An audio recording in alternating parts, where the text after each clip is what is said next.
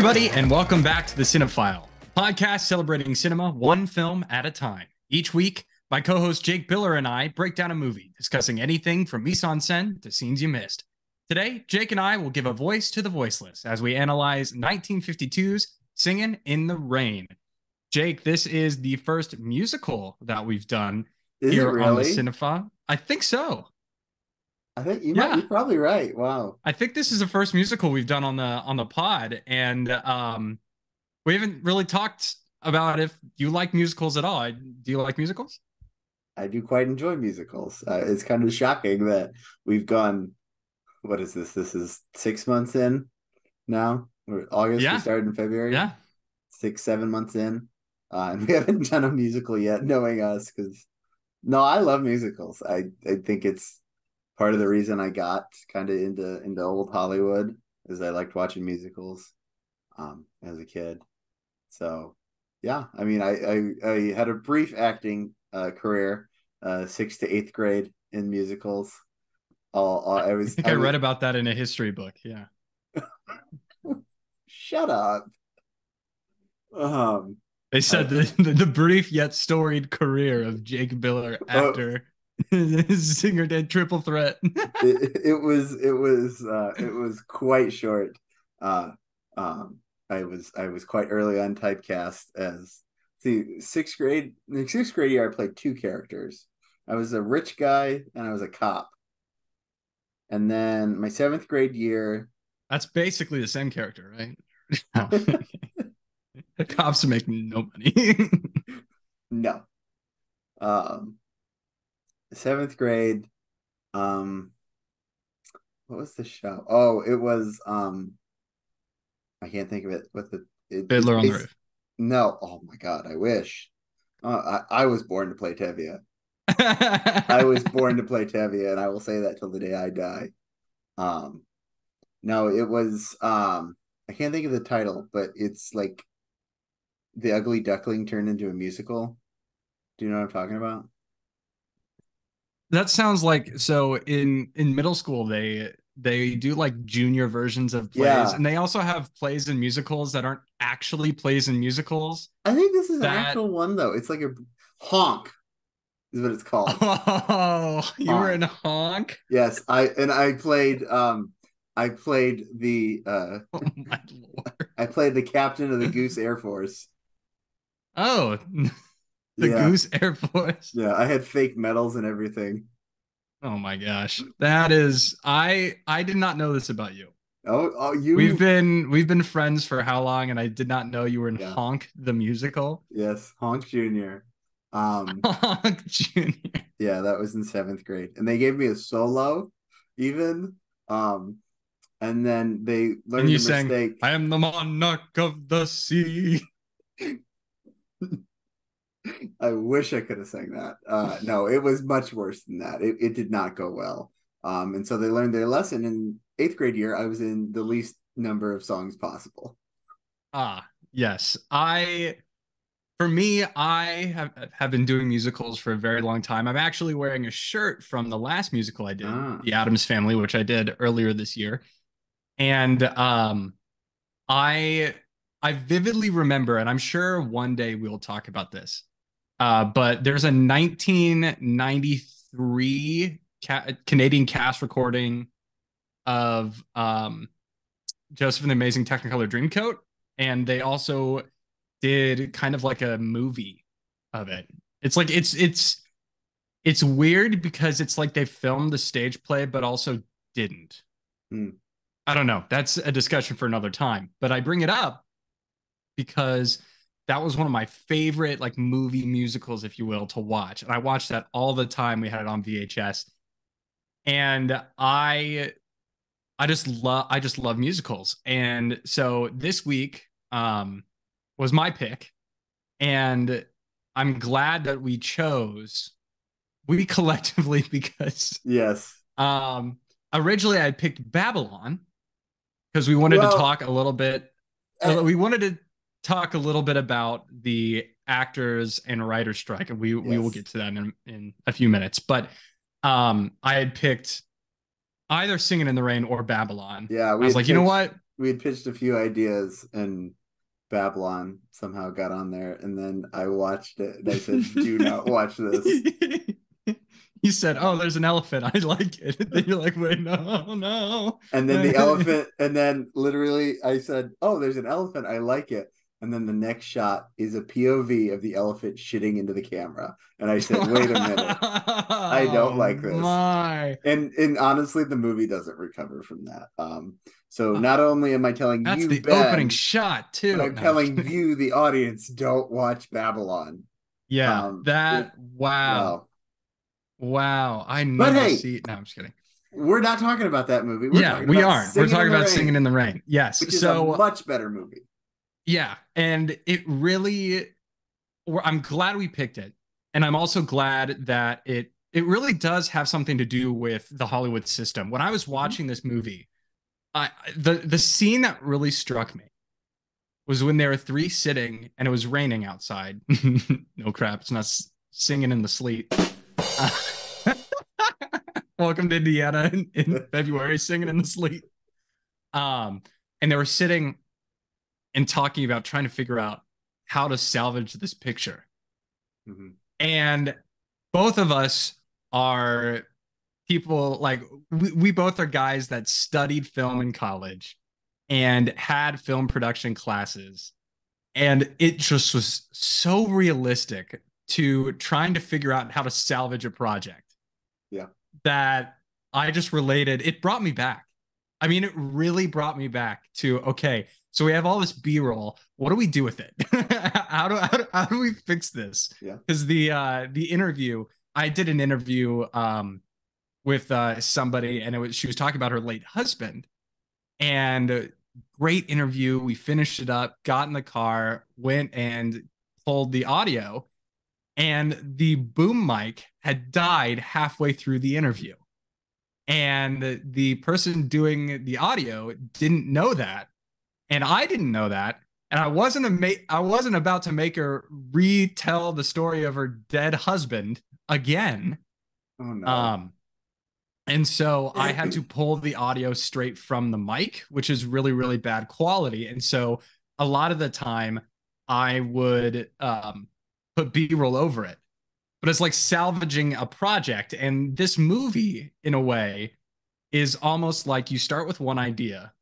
When we're talking about the dueling cavalier, then the dancing cavalier, you start with one idea and it morphs into this better version and better idea. And that is so, I feel, realistic Mhm. to uh, actually making a movie or making a short or making a documentary or just a fun film with friends. I mean, it was so realistic that it just kind of hit me.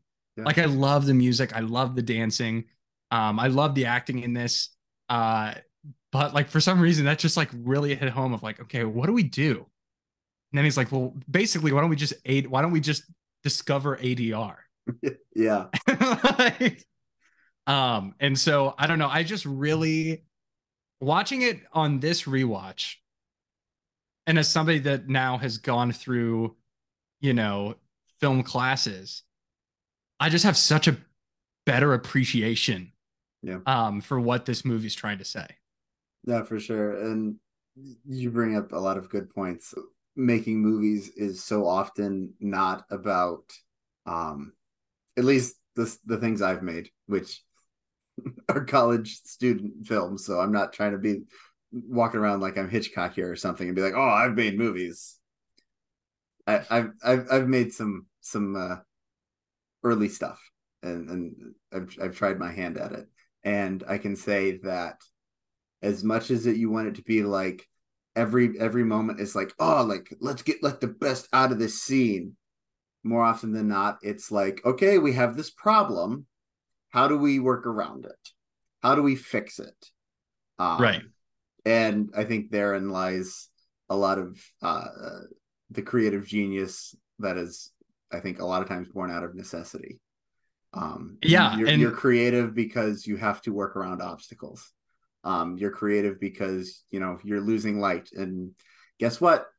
You can't stop the sun.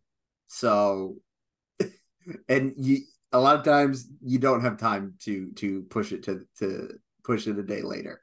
And there's no guarantee that you'll have the same light a day later. So sometimes you just gotta gear up and go.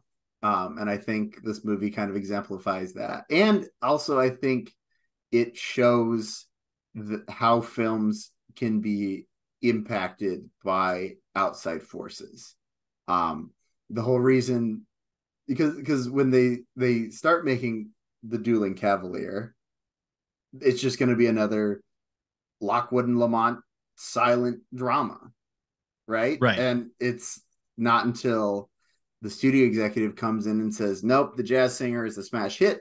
Audiences want talkies, so now we have to make it talk. That wasn't in the script. That's not what the story is. But here is this outside force, the studio, who controls the money and is ultimately then in charge, saying, no, you're doing this now. And sometimes that works out good, and sometimes that doesn't work out so good.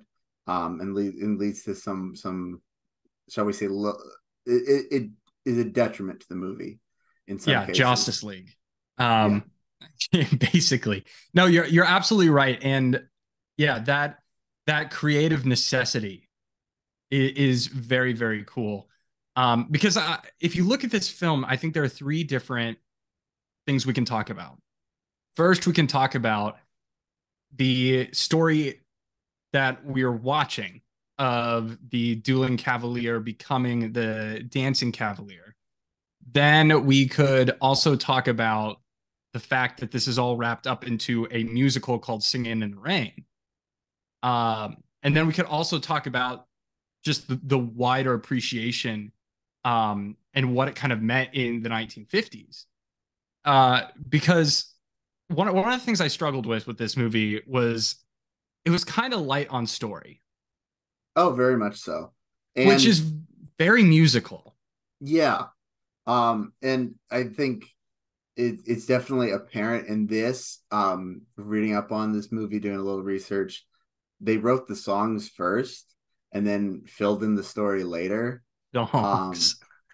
Which I think is apparent, and I think that's why you point out it's light on story, and I agree too. I think this is a very good movie, but I think one of its detractors is the story is light and or just kind of not there. Like it's just it's clear that we're like, okay, how do we get from song A to song B? Okay, what give me a storyline that gets us from this song to this song, because we have these two songs. How do we get there? And so I think that is one moment, or I should say one moment. It's multiple moments that I'm kind of like, this could have been better. Because I think it's the most successful musical makes you not realize it's a musical, if that makes sense. The point of it is not the music. The point is the story. The music complements it. Yes. But in this case, and I honestly, this isn't the only one. Oh, no, there's so many. Especially around this time too, in the 50s and then going into the 60s. I mean, think of all the Elvis musicals, if you will, that were basically just, okay, we want you to sing these songs, and we threw them into a movie. Mm-hmm. And so they were essentially like 2-hour music videos with a story, and that is, it's like of the time, of the 50s, which is so ironic because this movie is like celebrating old Hollywood. Mm-hmm. But nowadays it's looked at as kind of old Hollywood, which I think is kind of ironic. Yeah. But it's definitely, they have these songs first and then they try and fill in the gaps. And so they have somebody like Gene Kelly who is able to, as a dancer, choreograph these things as well to kind of make it this cheesecake, like lush visual spectacle. And kind of try and fill in the gaps. But you're absolutely right. Like thinking about even White Christmas, or because musicals at this time were kind of shot the same. Mm-hmm. And like on sound stages kind of. And so I would say it just kind of reminded me of the time there. Yeah. I also like that this movie is very self-aware. Oh, yeah. I think it's it knows what it is and it knows what it isn't, right? Mhm. And so it's able to, I don't know, I don't know how to describe it. It's like it's able to like look beyond like this idea of a narrative dream almost. You know, like it almost is like it. I don't want to say it throws verisimilitude out the window. Yes, I'm using your word. You love verisimilitude. Um, Got him I'm sure with the Cinephile fans knowledge. have a bingo card that says Ben says verisimilitude. Check. Yeah, it's Um, just gonna. We're gonna get a shirt that says verisimilitude question mark instead of like got milk. Got verisimilitude. uh, Yeah. If you want to but create like, that design and send it to us, we would be happy to wear that. yeah. Yeah. But I don't want to say that it throws it out the window, but it's self aware enough to be like, I feel like it's self aware enough to be like, okay, yeah, the story's kind of meh. That's not the point of the movie, though. You know, like I think it Aha. understands. Yeah. I think, and this may be some Gene Kelly coming through, but I think when they sat down to make this movie, it's like we want to make a movie that has some kick-ass song and dance numbers. Yeah. And that's what they want to make. And they weave some story into it, and you know, they clearly focus on the songs and especially the choreography with it. Um, that was something that like Gene Kelly was very like adamant about, and like he spent like the most time in rehearsals in you know shooting the movie was the choreographed numbers, because that's what they wanted this movie to be, and I think it succeeds in those sequences very well. You want to look for where this movie is its best, find the song and dance numbers. That's where this Oh, movie is just like I would say it's almost unrivaled. It's that good. you could be right. You could be right because it's it's like the suspension of disbelief, Mm-hmm. right? When people, I think what Gene Kelly and the team understood about this is that when somebody goes to a musical, they're willing to suspend their disbelief when it comes to narrative story if the entertainment value is there of big musical numbers, lots of dancing and singing. The appeal of a musical is not necessarily the story. It it's more us sitting and saying, "Wow, look at somebody go and do this on stage." Right? Look at somebody dance. Like I can't dance like that, or I can't sing like that. That's more the appeal than the story. Now there is also an appeal of okay, how do we real good musicals can tell the story through the music, and I think that there's definitely an appeal to that. But Yeah. baseline, if you go and see a musical at a community theater, you're going to enjoy it. And the reason you're going to enjoy it is not because you've got, incredible actors on stage, and maybe some of them are, but you're going to enjoy it because the idea of it, um, the gathering of different people and putting on a show, that's why you're going to enjoy it, not necessarily the story. And so I think you're absolutely right, where they went into it wanting to make these incredible dance numbers and these incredible songs and understood that we don't need to worry as much about story Mm-hmm. because that's not why people are going to see a Gene Kelly picture, Right. right? They're going to see him dance. They're going to Mm-hmm. see a show, something that they don't get to see every day. And while I actually think that the narrative is really fascinating, like if they were to make a dramatized version of the concept of going from like going from pictures without music or talking to talkies, I think I think that'd be really, really interesting. Mm-hmm. But that's not necessary. That all was a vehicle for the song and dance. Yeah. But again, there's no problem with that. Right.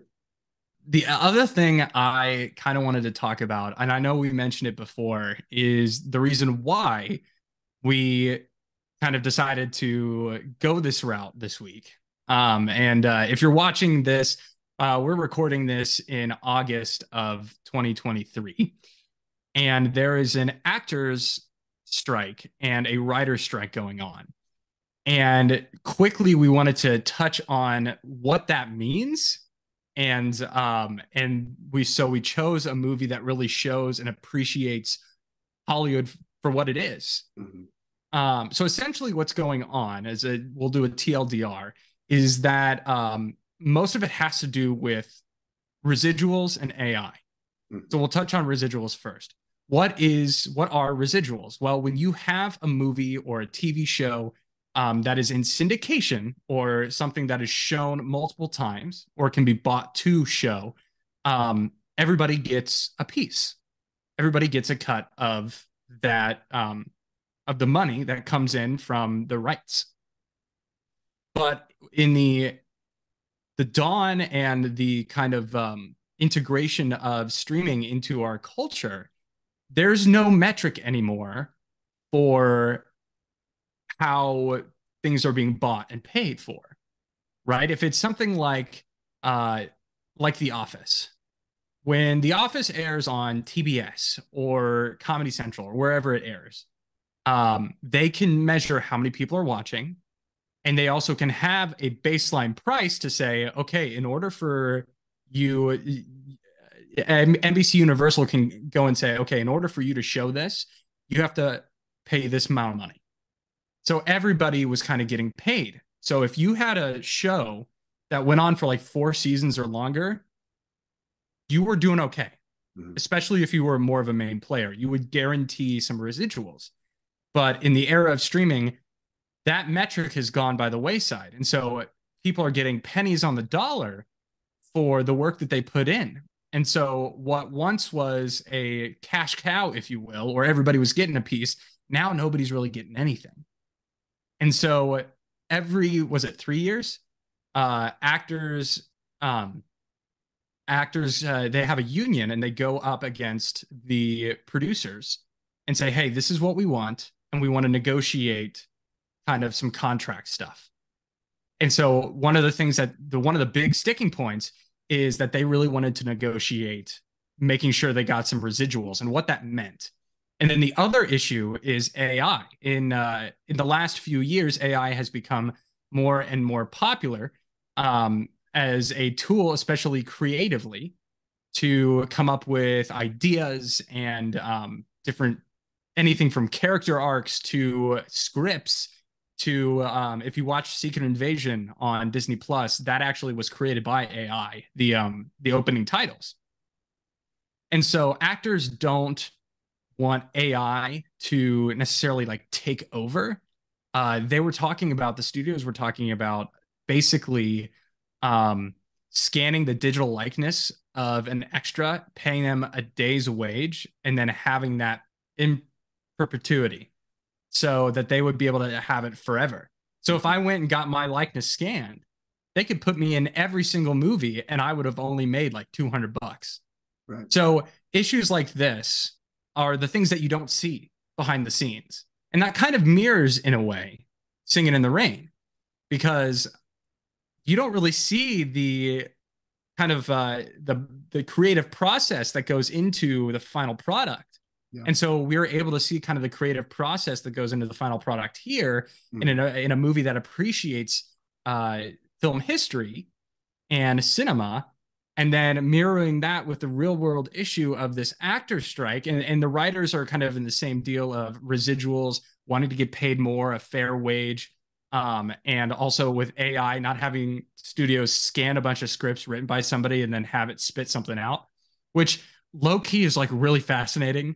And especially for people, like I would love for them to like scan all of Shakespeare, even though I don't really care for reading Shakespeare, scan all of Shakespeare and be like, all right, here's a premise, come up with something new. Because that would be really cool. But those are kind of the issues that are going on and are really, really important right now in film circles. So I just wanted to briefly explain what that was, because I'm sure you've seen it on TV, on the news, read it on social media. Okay, what is going on? And so we thought we would kind of pair these two, and just talk a little bit about that. And then also talk about this great film. Yeah. No, I think you summed it up really well. That's the best I've heard someone explain it since these strikes began. Which is weird because I didn't plan it at all. Like we obviously planned the idea, but that whole thing was just off the cuff. Yeah. Like I didn't write anything down. I mean, look, folks at home, you know this. I don't write stuff down. Jake has his one sheet. I you maybe have have my two one or lines. two lines that, yeah, my one or two lines that I write down for the whole movie. And it's usually in a movie, it's like a funny scene. Yeah. Like I'll start the movie. I'm like, you know what? I'm going to be diligent today. I'm going to write stuff down and I'll be like, oh, this is a really funny line. And then I was like, you know what? Screw that. I'll just remember it. Yeah. Like, but go ahead. No, and I also want to say, I don't think I'm speaking out of turn by speaking for both of us, say that we support the actors and writers that are striking, because if things go the way that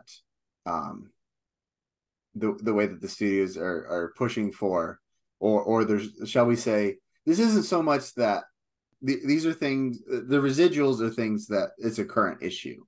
The AI is a coming issue, right? Right. And so the point is that the reason they're striking now is because if they were to let this go on and kind of enter another kind of Wild West, shall we say, in movie making, you see like at the early inception of movies, when Hollywood begins in the early 1900s, it's very kind of very loose, very kind of shall we say, a creative Wild West where kind of anything goes, and there's no order, there's no structure, there's just going, and it's loose, it's free, but at the same time a lot of people were getting taken advantage of. And at the same time, if we start bringing AI into movies without some, hard set kind of regulations or guidelines about how people are going to be compensated in this world of AI, people are going to get taken advantage of again. So that's why they're striking, why we're striking now. And I think just looking at this movie, you look at the end of this movie, and it really struck me this time looking at it through a lens of like, okay, how does this relate to the strikes right now? Yes. And I think the whole idea of the dubbing is Mm-hmm. really, really, when you see the dubbing in this movie, think of AI, right? Because here's, Debbie Reynolds' character. Yes, she's on contract with the studio, but she gets no credit for any of this work she's doing. And Right. Lena Lamont's trying to make it so that she never is able to do anything else except be her voice. Lena's essentially trying to ruin Kathy's career. Yeah. In the sake of having her be her voice. And so it struck me just kind of the parallels of AI, whereas you can take, someone's likeness and someone's voice, which are not naturally together. This is not an organic performance, and you can put them together to create what you want without compensating people fairly for it. And I thought that was really interesting to see just how, and also at the same time, like how willing the studio was to take advantage of that, like Yeah. I, our studio executive character, I can't even, they keep RF. RF. Yeah. RF. He's, I don't know. He seems rather chummy for a studio executive. I think they're a little harsher than that I at was thinking that times. too. I was like, he's like a sympathetic, Yeah, kind of like a good character, and and I was like, that's not always true to life. yeah, but even he, when Kathy was like, "Well, I'm just not going to do it," was the first one to be like, "No, you're under contract for 5 years. You're going to do it." Yeah. And so, just that the idea of studios kind of finding ways to exploit their actors for, or exploit their writers, or exploit their whoever for monetary gain is something that's always kind of been around in Hollywood, and is why we have SAG-AFTRA and the WGA in the first place. These unions were created to give writers, to give actors a fair shake. I mean, there's a union for everything in Hollywood. There's the DGA that's for the Directors Guild. They have what is it, ASC, American Society of Cinematographers, something like that. You know what I mean? Yeah, And then yeah. there's an editors union. There's even, they're trying to start a production assistant union. They need to do one for visual effects, but that's a whole nother. Yeah. But the whole idea of having all these unions is making sure that no one gets left out in a piece of the pie, right? Because we all know movies, it's $1 billion industry. Barbie's crossed the $1 billion threshold. Barbie alone is $1 billion picture. And so it's like when you have all this content floating out there that studios are making so much money off of, and yes, they're making money because they're good. Barbie's making money because it's an incredible movie. It's a great movie. It's a timely movie. It's fun. It's enjoyable. It's poignant. It's smart. It's all these things. But the studio, here's the thing, the studio didn't make all those things happen. The studio brought all the pieces together and put the financial backing behind it to make that happen. But what is it? Is it Warner? It was Warner Brothers that made Barbie, wasn't it? Or no? Yeah. Who was Warner Brothers did Barbie. Mm-hmm. CEO of Warner Brothers isn't the one out there acting in that movie. It's Margot Robbie. So Margot Robbie needs to be compensated correctly. Who helped Margot Robbie do that performance? Greta Gerwig. Greta Gerwig needs to be compensated correctly. Who made sure that there was enough light on set? The lighting technician needs, all these people.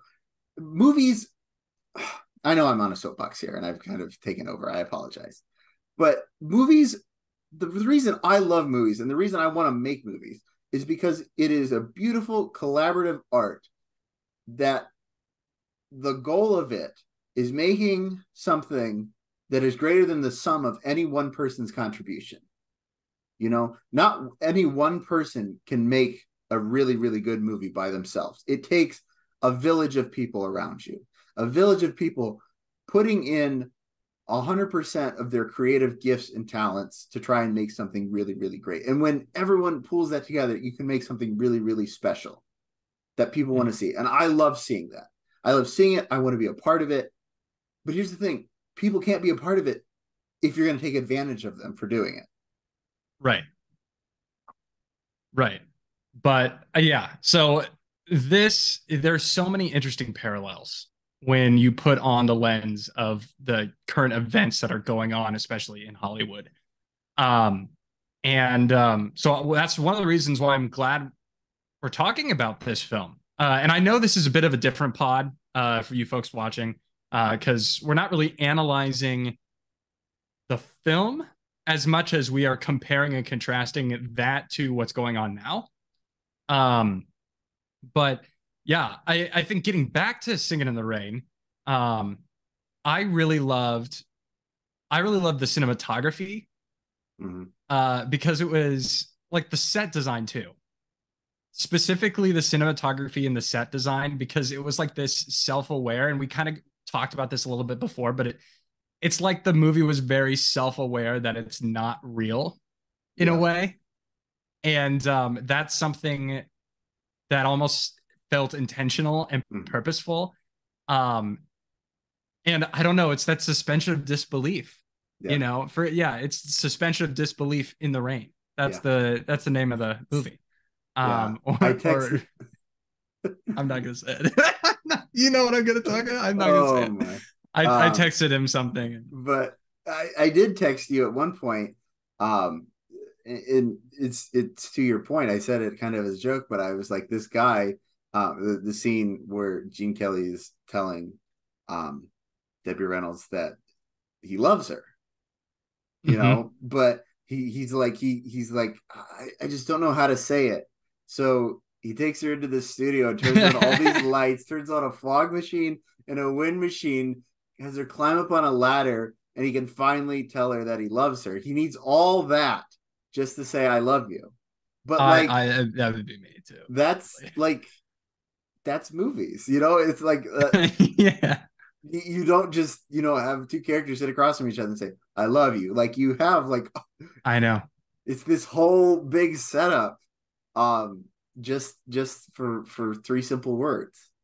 But Yeah, and that's why having your basis for all information regarding romance be film like it is like a terrible idea because you're like, where is the ladder? Where's the ladder that she can stand on, and where is the fog machine? Because if those aren't there, she won't understand that I really like her and that I love her. Um, but it's okay to say I love her because it's been 30 minutes, and in the movie, it only took 30 minutes. I mean, what? He was looking for her for a week and then was like, oh yeah, she's a. It's like, okay, the yeah, is she spunky? Yes. Is that an attractive quality? Yes. But my guy, you met her once. Now, did you jump into her car? Again, yes. But if I were to do that and do all of this exact same thing, okay, I wouldn't have like my best friend who's also a songwriter. Um, I wouldn't have Cosmo next to me saying, "Oh yeah, that's okay." I'd have Jake being like, "You idiot." It hasn't been a fortnight. And I'm not talking about the video game. I'm talking about 2 weeks. It hasn't been four score. Which would be 80 years. what? I don't know. I heard Fortnite and then I was like, you know what? Four score because Jake loves Lincoln, and four score in 7 years is 87 years. Um, so when anybody scores, that means 20 years. Nice Uh, save.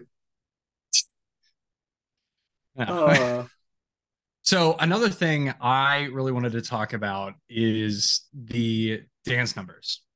Um, One of the things I texted you, and I don't think you understood what I was trying to say necessarily because I realized it wasn't the end of the movie, yeah.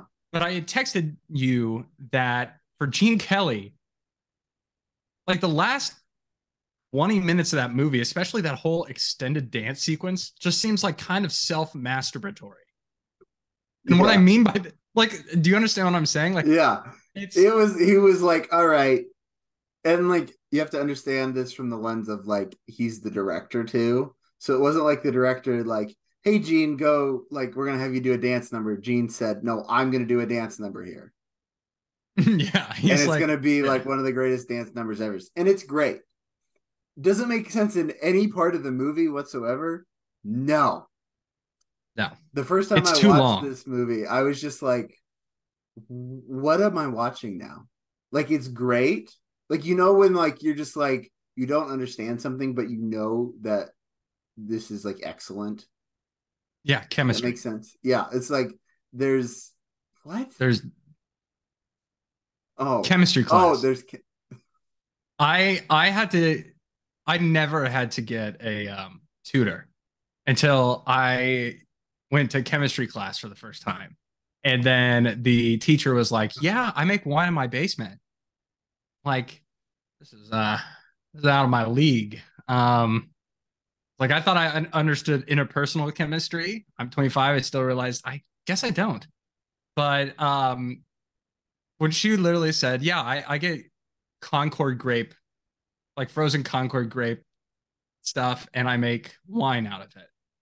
It's like, you are crazy, and you hold the fate of my grades in your hands. So I found a tutor, and then I started mowing his lawn. nice. Um, yeah. So chemistry, something I Yes. don't understand. Anyway, please continue. I don't even remember what you're talking about.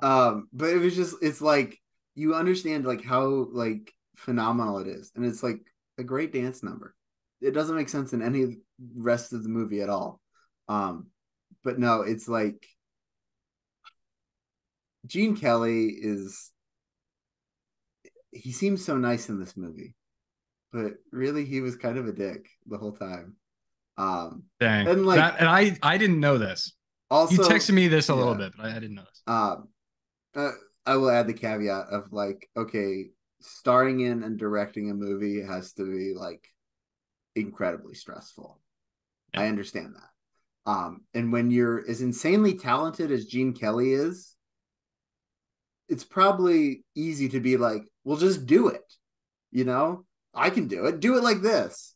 But that's not That's not a good. directing. No, that's not a good directing technique. But no, like the man was a straight up bully on set. Um, Debbie Reynolds was like terrified of him. There's a story of Fred Astaire who is filming on the same. It was the same studio, but like the next like lot over or whatever. Mm-hmm. Um, on a lunch break, found Debbie Reynolds crying under a piano because she was so like exhausted and like overwhelmed by all this stuff. Uh, which Debbie Reynolds was only 19 when they made this movie, Mm-hmm. which is kind of incredible. That is kind of Um, wild.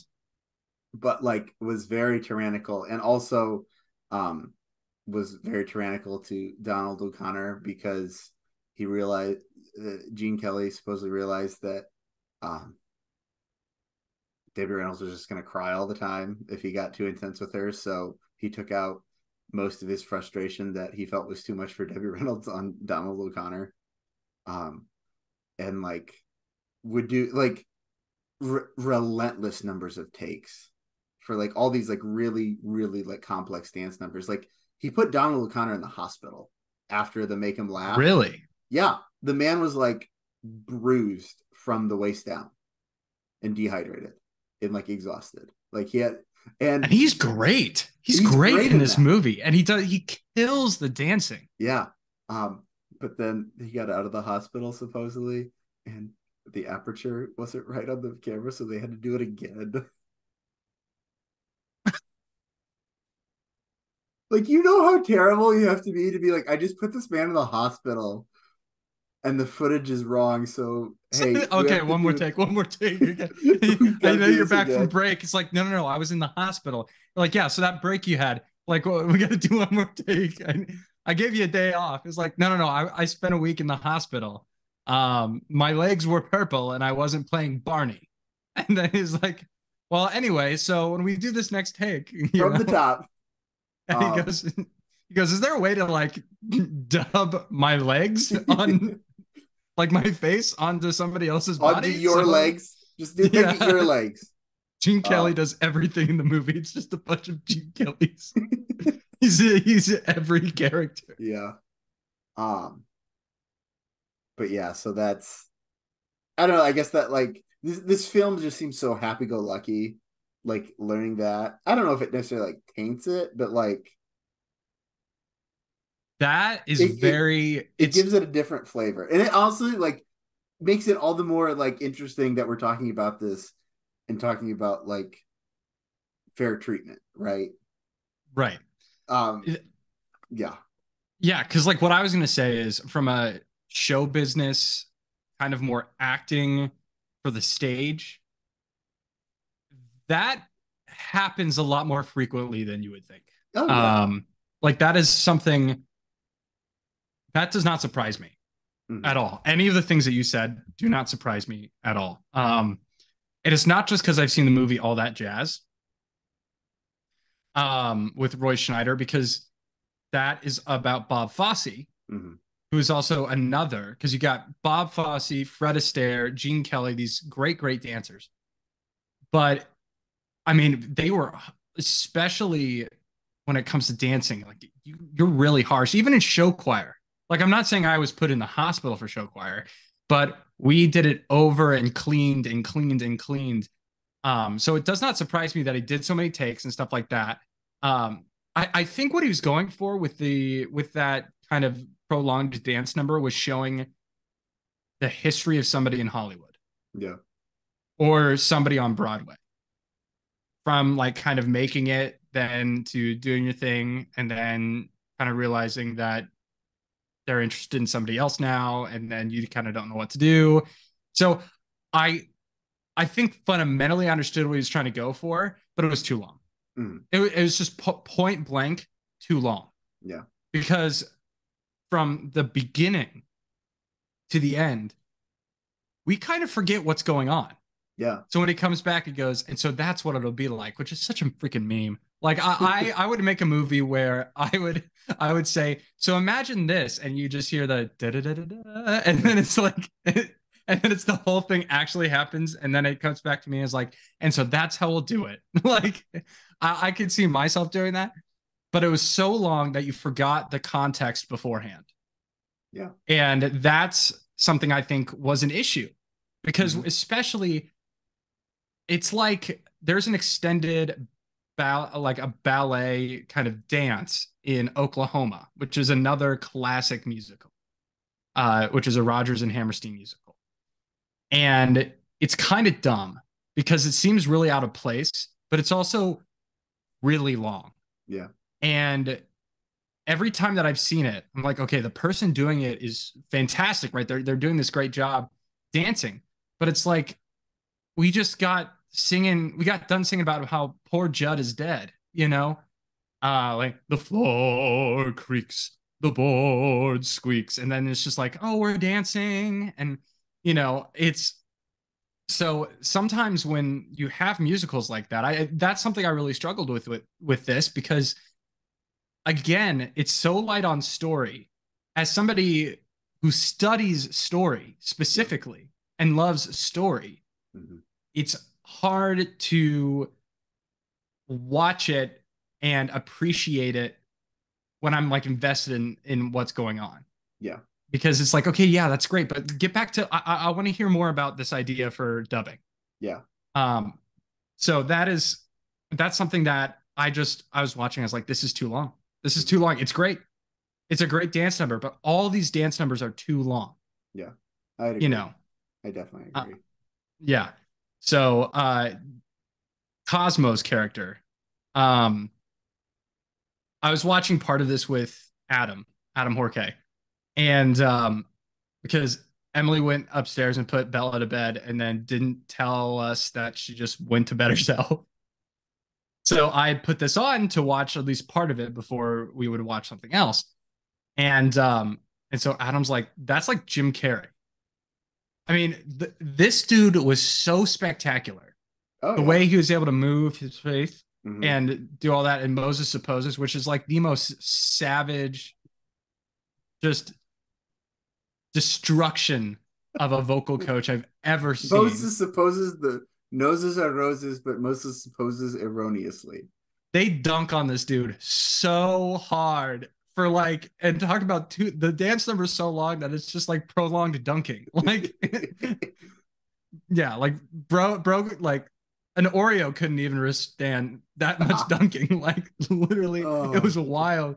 And at the end, they literally go and put the thing on him, and they go, ah, like these guys. All this dude he's probably getting paid like $20, yeah. right? And he has to put up with, thing one and thing two, just freaking But roasting him about honestly, Moses Supposes. would you rather do that or be stuck with Lena?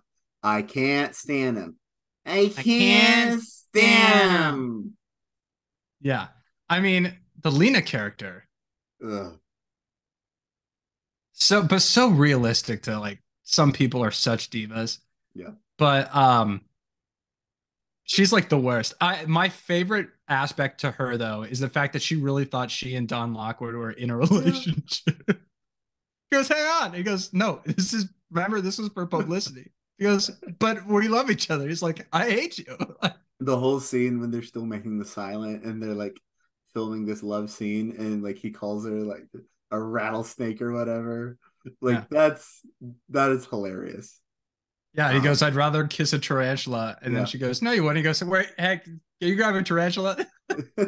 Where's the tarantula? Where's tarantula? Like, Yeah. give me one. I'll let me prove it to you. Um Um, and also the fact that Lena like says all the time, what do people think I am? Dumb or something? yeah. Like You by the are end of the the dumb blonde. by the end of the movie, I was saying like audibly, yes, you are. Yes. Um, And because she's got this contract, she thinks it's a loophole, which I know like, look, I took media law and I passed it. Okay. That's about it. You took media But law with Barry and passed it. yeah, yeah. Barry D. And Mansky. the Ugh. the king, what an OG, Barry Mansky. If you're ever watching this, Barry, we salute you. And I also read the But chapter assignment, Barry, I promise. bro said read the whole book by next Monday. And you're like, and then yeah. But he like with media law, there this contract is saying that she represents herself. Yeah. But that would have been a moot point, right? Because the whole it's about the movie and saying the dubbing because she's basically trying to say that it would be defamation in a way to say that it's not her voice. Yeah. But also that's not defamation because it's true. It's like proven to be true.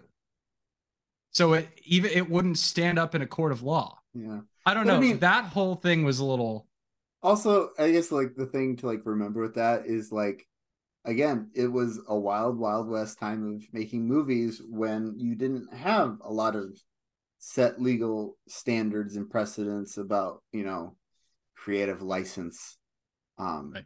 and copyright and trademark and intellectual property. Like that wasn't a thing. I mean, like the origins of it were a thing, but like as far as like transcending or transferring those legal justifications to media to film, we hadn't crossed that bridge yet because there had been no one that challenged that. So contracts could say whatever they said, but no one had really, at least that I know of, really, in the times of by the time we were making the transition to talkies, no one had really taken those to a legal challenge, and so it was kind of this wild west of gray area where it's like studios could kind of do what they wanted, and also at the same time like big stars, Yeah. could kind of throw their weight around in maybe ways that they didn't necessarily have a right to. Right. Right. Before we get to Rosebud and Thorn, there's just one other thing that I wanted to mention. If you folks at home have noticed, we've been saying talkies a lot, Talkies. And they obviously mentioned that in the film. I'd like to just point out that movies is the same idea. They call them movies because they're moving pictures.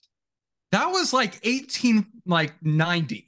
Yeah. And we today in 2023 are still calling them movies. But we're not like, oh, I went and saw the newest talkie. Like, no.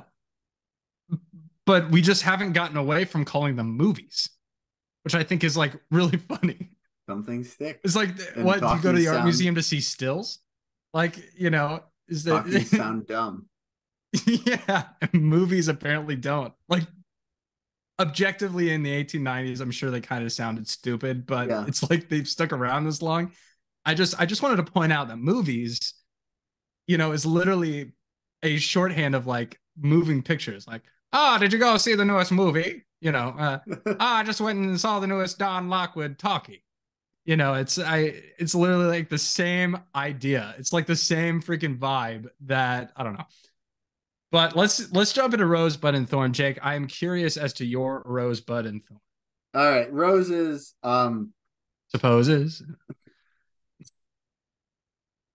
More like noses. My noses are no roses. That's what girls say to me. They're like, it's noses from me. Stop. My first rose goes to Gene Kelly. I'm gonna give it to him for his acting, and his performance, because obviously the man is a master of his craft. As much Oh as the yeah. dance sequences don't always make sense to me, story wise, you can't help but recognize that like those are like incredible feats of both musical, choreographed, and just like physical ability, Mhm. that he can do that with his body. Um, Dude is just he carries this movie without Gene Kelly. Like no one else could make this movie. Yeah, You he's a know, showman. he very much is. So I have to give a rose to him. I'm also going to give a rose to Donald O'Connor because he really stood out in this rewatch to me because dude is funny. Yeah, he's a savage. Yeah, Like he's like he's really funny. make him laugh. He might have ended up in a hospital, but he made me laugh. So Yeah. thank you, Donald O'Connor. And um just like the dancing in general. Like I have not seen a movie like when I think of like dancing, like choreographed movie musicals, like everything is so crisp here. It is all on point. It's It is insane. well thought out. Like, and here's the thing: it's not one or two moments. It's like 20 moments throughout a movie that's under 2 hours. Yeah, That's it's an hour and like 45 yeah. minutes. Um, but just like the fact that like you could do that on such a high level so many times throughout the whole movie, I think it's just incredible. So I have to give a rose to the dancing here. Bud, um, really, it's just can be summed up with um the story's weak here. It's a weak Yeah. story. Um, the songs, as much as I love the song and dance numbers, like the points getting us from song to song, just it loses me a lot You of can times. tell. Yeah. Yeah. And then the way the numbers we have don't always fit with this story. It feels forced. So that would be my bud. And I have no thorns. For me, so I'll start with buds, or sorry, I'll start with roses this time. Gene Kelly also gets a rose for me. As a performer, he's just so entertaining. The only other person that I think of that could make this movie today is Hugh Jackman. Yeah. I mean, he is that good at playing that role. I mean, he's just so good in this. Also, Donald O'Connor gets a ruse from me, a rose from me as well. I was so impressed by the physicality of him Mm-hmm. on this rewatch. And he's quick. His humor is so quick. So those really are my two roses. I also think, yeah, obviously the dancing is really, really good. So I guess we have the same roses. Oh, I also like that it was shot in Technicolor. Like you could very much tell that. Oh And yeah. I really liked that. Technicolor was by far the best process. I Um, agree. and And it yeah, holds it's up. oh yeah. Yeah, it holds up really well. Buds, the editing. The editing in this movie is weird. There are a couple of, especially with when he was doing Moses Supposes and he was messing around with his face, there is a clear, you could have taken about 4 or 5 frames out of the next cut because it doesn't sync up right. Hmm. So he goes from doing this to in another shot doing this, and then like well, basically he did something like this, and then we cut to the other shot where he's back here and then does that again. So it's like there could have been like 4 or 5 frames that are cut out Yeah. that would have made it better, and there are a couple other times where the edit was noticeable, Hmm. so it kind of took me out a little bit. Also, the frame rate. And I know I texted you about this, and I really didn't notice it in the second half of the movie, but the beginning of the movie, the frame rate is weird. Hmm. It's like sped up. Yeah. Like there's like something, it's either sped up or they have more frames per second, or something is going on there. Yeah. And I'm not sure what it is. But it just seems really, really quick. Um, I noticed that in Make 'em Laugh, I felt like it seemed a little unnatural. The movement seemed a little unnatural, which is usually a hallmark of or a telltale sign of a different frame rate or Speeding up the messing. film. Yeah. Yeah. So yeah, it's interesting. I guess I'd have to go back and it didn't bother me any other time except that number. Um, but after you texted it to me, I didn't notice it the rest of the movie. I wasn't looking for it in the beginning. So yeah. Yeah. And that's why I said, like, after about a third of the way through, I didn't really notice it anymore. But I don't know. It was something weird. There's something off about that. And then my final bud is the story. I think there is a lot more you could have cleaned from it and made it really, really interesting. But at the same point, that wasn't the point of the movie. Yeah. Um, So those are our rosebud and thorns. Now moving on to who we think we are. Jake, I'm going to pass it off to you as I do every week. Who do you think I am? Because I definitely have somebody that I know you are, and I wonder if you can guess who I'm thinking Oh, of. I hadn't really thought about that.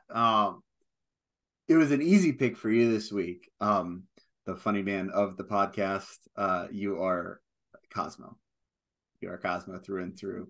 I know we were texting about this back and forth about like you're like Because I want to do this musical. you're like I could play a Don Lockwood, and I'm like you probably could, and you said like I know I am a Cosmo, and I'm like you very much are. Like you Yeah, don't have to act to play Cosmo. Like you are Cosmo in a right. way. And that's kind of why I would want to play a Don Lockwood is because that Yeah. would stretch my acting muscle. Yeah, that I knew. I know. I was like watching this movie. I was like, is this really what I'm like? Because it seems like it really is what I'm like. Um, you for me are the director of The Dueling Cavalier. That dude had to put up with so much shit. Ah, And I when he kept saying roll him, and then he kept saying he goes, he's like the mic is right here. She goes, how do I make love to a bush or whatever she says, and I was like, I just so for the folks at home that don't know this, Jake he shot a short film in college, and you had written the script and you directed it and then you also edited it as well. I mean, you really took on the burden of basically that everything. last semester of college was kind of rough. Not gonna lie. Yeah. And one of the actors in this, who I don't think will ever see this podcast, so I'm not going to mention He their who shall name. not be named. Yes, he who must not be named, Voldemort, um, was such a bad actor that you like. I mean, just above and beyond bad.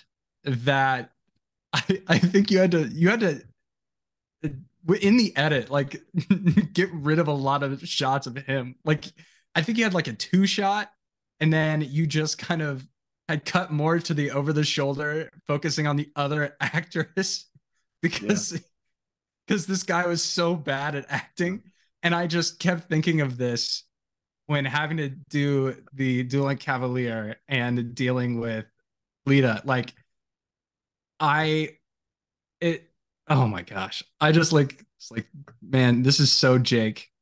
He keeps doing it. It's like, dang it, we gotta do it again. And so that just reminded me of that whole ordeal. If it would have been a Um, real movie, said actor would have been fired.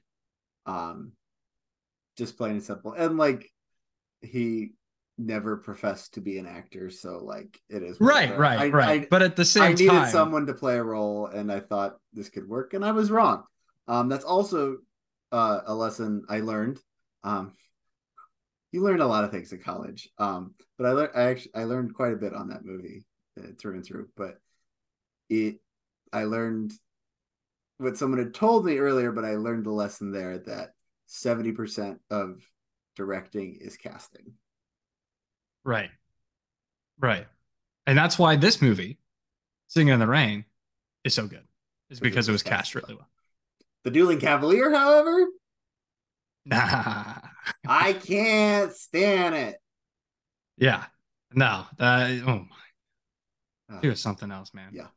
But the final thoughts. Final Going into thoughts. final thoughts. What are your final thoughts, Jake? So this is going to be shocking, and I haven't said it yet this podcast. I was a little afraid to actually. This is like the third time I've watched this movie. I didn't watch this movie until my senior year of college when we had to watch it for a class. And I know, Jake, you're the classics nerd. What do you mean you'd never seen Singing in the Rain Hmm. until you got in college? I just hadn't. I like musicals. I like old movies. Hadn't watched this one. I mean, how many times have Um, you seen White Christmas? well, let's see. I watch it probably between 1 and 5 times every Christmas. Right. Because 25. this movie reminds me a lot Oh, of very much White so. Christmas. Yeah, so And it's like it's not like you don't like this. It's yeah, literally you just hadn't seen it. Yeah. I hadn't seen it. But it's a very good movie. You want to look at this just as a through and through movie. It is a good movie. It is entertaining to watch. It's funny. The songs are good. They're sung well. The dance numbers are spectacular. The story, meh. Again, I'm reminded Can't win them all. of what Harrison Ford once told Mark Hamill on the set of Star Wars. Kid, it ain't that kind of movie. And you don't watch this movie for the story. You watch it for the amazing performances on all levels, and I think it really succeeds. It succeeds on those fronts. So definitely, recommend give it a watch. I will also say, like, I was impressed with the pace of this movie. Like Interesting. Okay. most older movies, and I will even recognize this, I feel like are slower paced. And I think this is quick. Even its contemporaries. I mean, last week, this was 1952. Last week we did a movie that's from 1954. Most contemporary movies of the time have a more deliberate pace. But I think this really sizzles. Except for that one dance sequence that goes too long. Yeah, I was like, but even then, like, you still feel that pace. I felt like the diabetic version of dancing or something.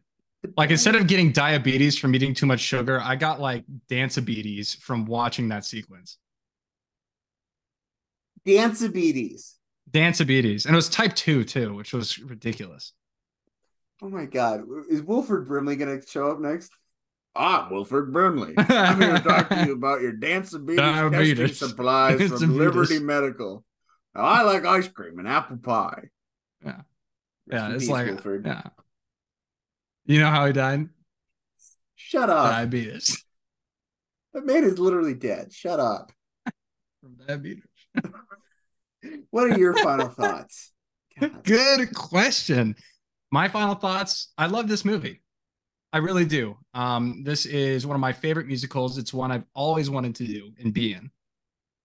Watching it now, it's interesting because I love it for different reasons. As somebody that focuses a lot on story, I was kind of disappointed with the lack of it. But at the same time, I understood the assignment. And I really appreciated the dance numbers, especially, or except for the ridiculous. I would literally watch this movie as like, okay, I could do that dance number. I can do that dance number. And then I was like, oh crap. This is like 15 minutes of pure dancing, which I could do. But it's like, my guy literally went like this. And then there was like a scarf, like this massive scarf that went around him. And he was just like, hello. And I'm like, oh wow, that's a little much right there. But final thoughts, I love this film. I definitely recommend it if you like older movies. I think this one is easy to swallow. And it's also just a really fun film. It's definitely not something that you're gonna be like thinking introspectively about the story, but like again, they understood the assignment. But the question is for you folks at home. What did you think of Singin' in the Rain? Had you seen it before? Had you not? Had you seen the musical version, maybe at a school play or watching community theater? Let us know all of your thoughts, your review, your rosebud and thorn down in the comments down below. If you like this video, hit that like button and ring that bell with the subscribe button to make sure you get all notifications on upcoming content. Next week, we are doing School of Rock because it is back to school season, which is crazy. Yes, it is. I'd like to say that like back in the day, we didn't have to go back until Labor Day. That also wasn't true, but it wasn't like July, which it is now. And as somebody that works with a lot of teenagers at Flicks who do a lot of the running of the food, you notice when they're gone and they started leaving at like the end of July. It's like, oh my gosh, Barbie's still going on. We need you. And they said, well, I have to go do arithmetic or whatever. They have to go to chemistry class and learn about making wine in a basement. So we've got that next week, and we've got plenty of more different reviews. Make sure to check out our Oppenheimer review, which we dropped not too long ago. Also, make sure to follow us on social media. Follow myself, Jake. Follow the Cinefile on Threads, on Instagram. Jake and Cinefile are on X, the new Twitter. And make sure once again to hit that like button and subscribe button. For Jake Biller, I'm Ben Sparrow. Thanks so much for watching. We'll see you back here next week with School of Rock. But until then, cut.